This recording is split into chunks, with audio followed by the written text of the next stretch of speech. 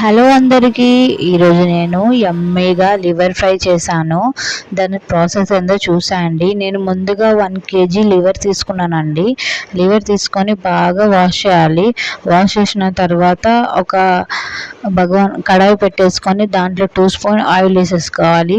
Oil వేసేసుకున్న తర్వాత అది బాగా హీట్ ఎక్కాక ఆ లివర్ అనేది దాంట్లో వేసేయాలండి.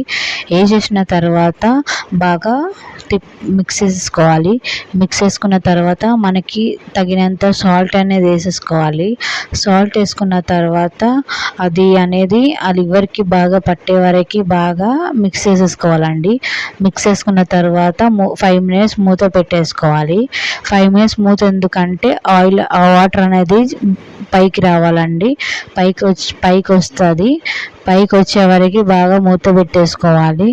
దాని తర్వాత చూసారా వాటర్ అనేది పైకి ఎలా వచ్చాయో. మళ్ళీ ఒక 5 minutes మూత పెట్టేసుకోవాలి. పెట్టేసుకున్న తర్వాత మళ్ళీ వాటర్ అనేది పైకి వస్తాయండి. దాని తర్వాత మళ్ళీ ఒక 5 minutes మిక్స్ చేసేసుకోవాలి.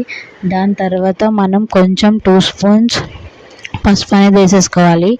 వేసేసుకుంటే అది లివర్కి కొంచెం పట్టేస్తుంది. ఆ పసుపు అనేది పచ్చి వాసన రాకుండా టేస్ట్ కోసం ఉంటుందండి. దాని తర్వాత మనం 2 స్పూన్స్ అల్లం వెల్లుల్లి పేస్ట్ వేసేసుకోవాలి. వేసేసుకున్న తర్వాత మళ్ళీ అది కూడా ఒక 5-20 minutes బాగా మిక్స్ చేసుకున్న తర్వాత మళ్ళీ మూత పెట్టేసుకోవాలండి.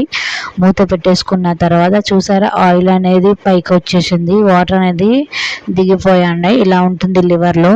దాని తర్వాత మనకి రుచికరంగా కారం వేసేసుకోవాలి. ఎక్కువ తినే వాళ్ళు ఎక్కువ వేసుకోవచ్చు, తక్కువ తినే వాళ్ళు తక్కువ వేసేసుకోవచ్చు.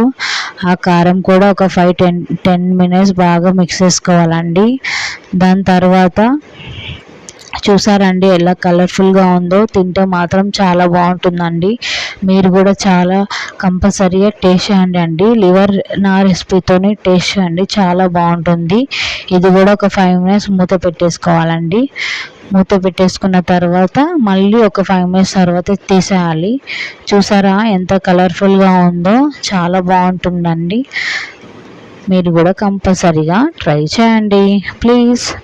దాని తర్వాత మనం కొంచెం కరివేపాకు వేసేసుకోవాలి. వేసుకున్న తర్వాత అది కూడా ఒక 5-10 minutes బాగా మిక్స్ చేసుకోవాలండి. దాంట్లో కొంచెం మన ఇంట్లో గరం మసాలా ఉంటే వేసేసుకోవచ్చు, లేకపోతే ధనియాల పొడి వేసుకోవాలండి. 2 వేసుకోవాలి, కానీ అది లేదు కాబట్టి